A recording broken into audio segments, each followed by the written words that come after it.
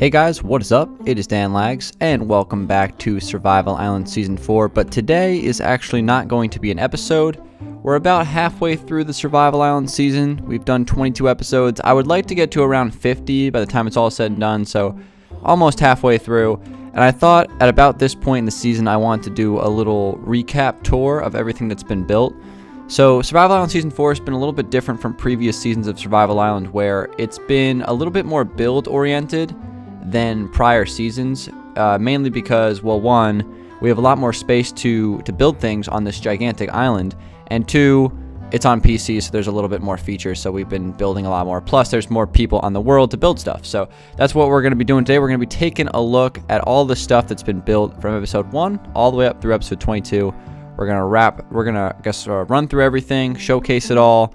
There's probably going to be some things I forget because there's a lot of underground builds that I don't actually know exactly where they are, so I might forget a few things here and there, but I'm going to try to showcase most of the builds that everyone who has participated on the server has built.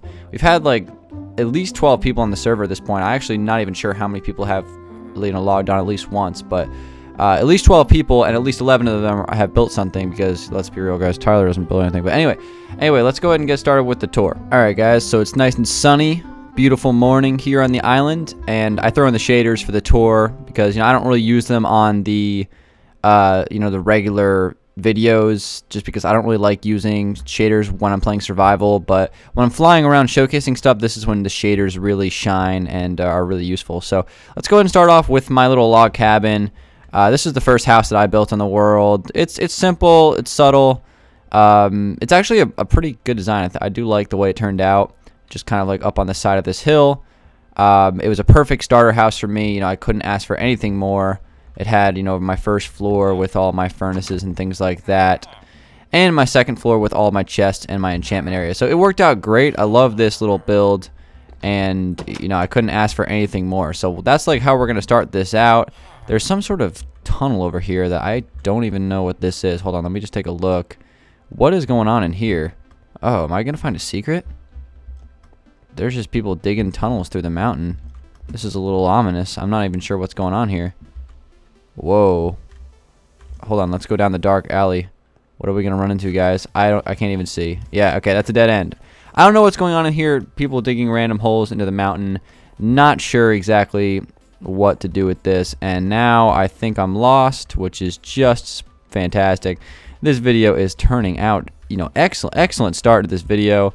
I'm completely lost inside this. Who built this? I'm going to have to get to the bottom of this. There's just random stuff that you find all over the island that people have built. This is some sort of labyrinth. Is this a troll? Did they want me to go into this thing during my showcase video so I could get completely lost? I think that's the case. Alright, so I'm going to have to find my way out of here. Unbelievable, man. Unbelievable. Alright, I finally found my way out of there. Jeez, people are just building random labyrinths inside the hill. But anyway, let's get back on track here. So we'll cover the whole village to start, and then I'll go over to the outskirts of the island and show off some of the other builds. So we'll start off with everybody's individual builds. We got Kyle's starter house right here. Again, everybody builds wooden houses off the start, so perfectly good house. Over here we have Drew, or Bedazzled Bacon, one of the mods on my stream, who's also on the island. We got the bacon shack right here, and then we got the strip mine. And then we have his windmill up on the hill, which I'm a big fan of this build. This was one of the first builds in the world. I love this thing. I think it looks great. And then there's a trading post underneath, which is pretty useful because a lot of people are putting stuff in here. This is what I use to get my diamonds trade with the quartz and stuff. And then we have a food bank for the less fortunate, which has a bunch of well, actually that doesn't have anything else in it. I guess somebody took all the potatoes out of it. I don't know who that was. It might have been Matt. It might have been Sissy Woman. But anyway, we got Drew's windmill, which is also a trading post up here, which is, I believe, sandstone for diamonds. So no one's really been doing this trade. I'm going to actually have to come in here and give him some sandstone because he's building that big pyramid. But anyway, here's Matt's house. He chose a little bit more of a modern look. It's like a super basic house with some glass. I actually really like the interior on this one. Matt did a great job with it. It does not fit the theme of the rest of the builds, but that's what's cool about it, is it's different from everything else. And that's what's the great thing about building in survival, is it's just the most random stuff, and that's what's fun about it. So you don't have the pressure of trying to build something elite in creative mode, because if it was creative mode, Matt would be dropping a Lucio estate or something insane. You guys know Matt's builds in creative are just absolutely ludicrous. But anyway, we have a couple of parkour courses here. This one out of quartz right here is like legit impossible. Drew built both of these courses. I have not been able to do this one. Look, he says this chest jump is possible. A non-sprint parkour course, parkour course 2. That's actually kind of hard to say. Parkour course. That's a little bit of a tongue twister. Tongue twister. Oh my god, I'm twisting my own tongue. I don't even know what's going on. But anyway, this is the other one. This one's a lot easier. I've been able to complete the one that's made out of the logs. So one day maybe I'll beat the quartz one. But man, oh man, is it difficult. A couple of small houses over here. We have Daniel Brett's house.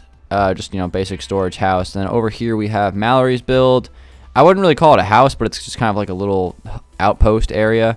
You know, Mallory's been like low-key grinding the server. She's probably got like the most resources of like anybody on the server. It's crazy. But over here, this little, you know, windmill, or this little well-looking thing, I should say, not windmill. I'm stupid.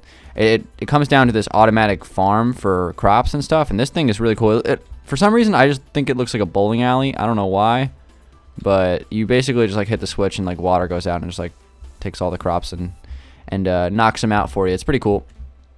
And then I believe Mallory also has she has a railroad under here that leads to her underground house. I don't even think I'm going to go over to that just because it's really far away. Maybe I'll get to it later in the video, but it's pretty cool. And then we have another area over here which leads up to Daniel Brett's place. I don't even think he goes up here anymore, but that used to be a tunnel that led all the way up to Mount Crumpet, as I like to call it. Basically, he had this fort up here that he started off with, which I like this.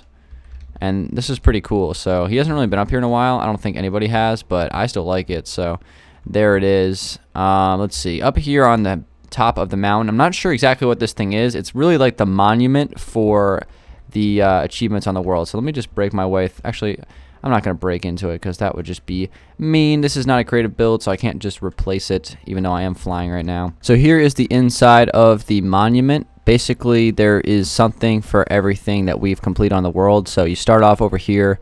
The dragon egg is on top of this pedestal because we beat the dragon. The sponge represents the Elder Guardian being killed. And then the chorus fruit represents us entering the end city. And then the last one will be for the wither, which will be the star, I guess. Or I guess we'll just put a beacon or something. And that will kind of like represent everything that we've accomplished on the world. So I think this is a pretty cool build. Still got a lot more stuff to look at. I'm just going to probably go back down to the village because we have a few more things we can take a look at. So coming back over to the village. I love the village from this angle. It's just kind of in the valley, and there's a huge mountain range kind of circling the whole thing. Just love that. But anyway, coming down to the village, I think I've showed off pretty much everything except for the pagoda. This is another build by Anthony, same person who built the monument on the top of the mountain. This is an awesome build. This thing is just super unique. It's like nothing else in the world, and I just think it's like the perfect spot for it because it really just used like the first thing you see when you come up the hill from the river, and it just kind of like is the center. Even though it's not the center of the town, it just like feels like it. I don't know if that makes any sense, but it's like the most iconic build in the town. I really like the way it turned out. And then the last thing for the town that I haven't shown is the Nether Leather clothing store. You can't have a Survival Island season without Nether Leather. I didn't build this either. Anthony, same person who built the pagoda, built this, and it's very nice. It looks just like a Nether Leather. It's like a little miniature version of the one from Los Dangeles. Fantastic. And yeah, that's pretty much it for the town area. So I'm going to just kind of wrap around the outskirts of the island and show you guys some of the miscellaneous builds that people have been doing away from the village. Alright guys, I've made it back down to the bottom of the coast, and this is the cove area that leads out to the trench and the ocean monument. And obviously all these pathways lead back up to the village.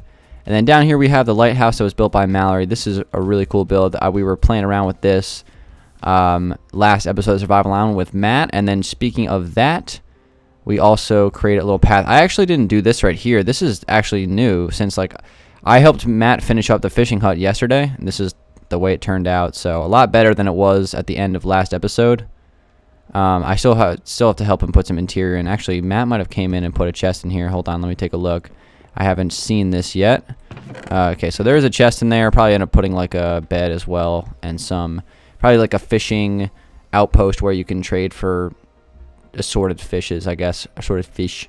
But anyway, this turned out really good. This is like exactly what I'd hoped for. It wasn't that great during the video. Like I was not super happy with it at the end of the video, but I came back in and worked on a little bit more, and I thought it turned out very nice. But these pathways are new. I don't know who built these, but I appreciate it, whoever did it. And this is a cool area of the map. I'm going to start building down here a little bit more. I think next thing I'm going to do is do another fishing hut over here. And I'm going to do the same one that I built on Survival Island Season 2. And we're going to have this cove just filled with like these rustic looking, fishing huts over the water. And just kind of make the whole area look very like swampy and like a ocean town, I guess. So, or something like that. So that's like the next area I'm going to be developing a little bit more. But I still need to finish up my mansion first, which we're going to be heading over there in just a second. Alright guys, so I've made it all the way to the other side of the island, and this right here is Kyle's house. He has not worked on this thing in like 2 months, and to be honest, I don't really even blame him because it's so far away from the rest of the civilization. Like this is literally the exact opposite of the island from where my mansion is pretty much. So like I don't really see the point of coming all the way over here. I used to really like building far away from civilization when I first started playing Minecraft, but then I realized it's just much smarter to stay near people. So if you're going to travel far away, like travel with somebody else. So I don't really blame Kyle for not coming over here and finishing this thing, but he still should though. That doesn't take him off the hook. But that's Kyle's house that he started. I don't know if he's ever going to finish it. And then over here we have Drew's pyramid, which is coming together. I don't know if he's ever going to finish this thing either. It's just like this massive upside down pyramid. This is what he needs the sandstone for.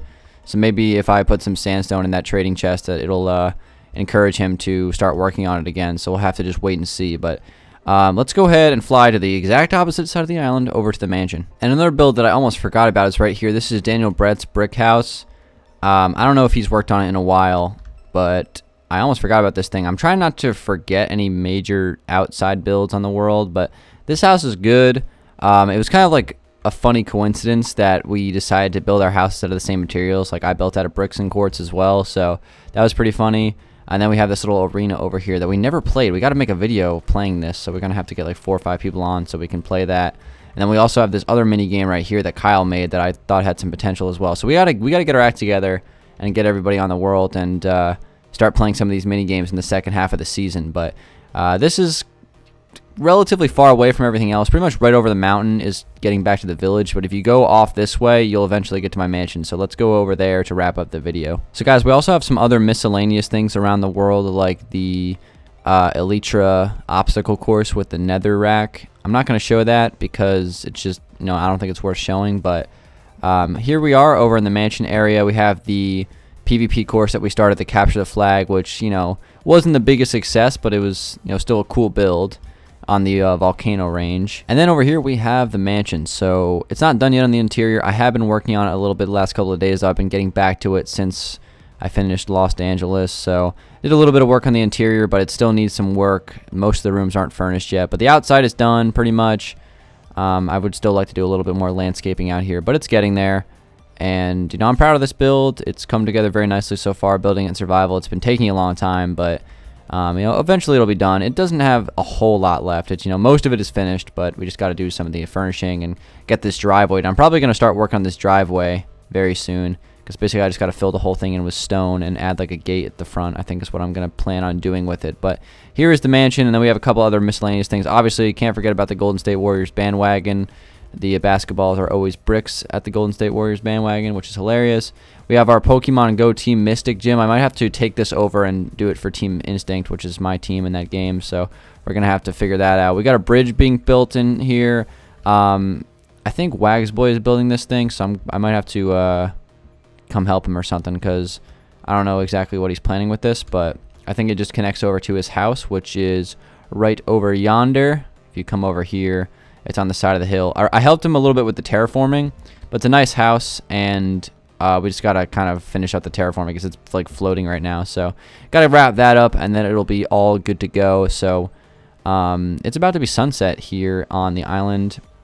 Of course, we have my Dangeles statue, which is pretty funny. And that's pretty much it. I think, I might have missed a few things, a couple of underground builds and stuff like that, but I think I covered for the most part what has been built in the first 22 episodes this season, which has been fantastic.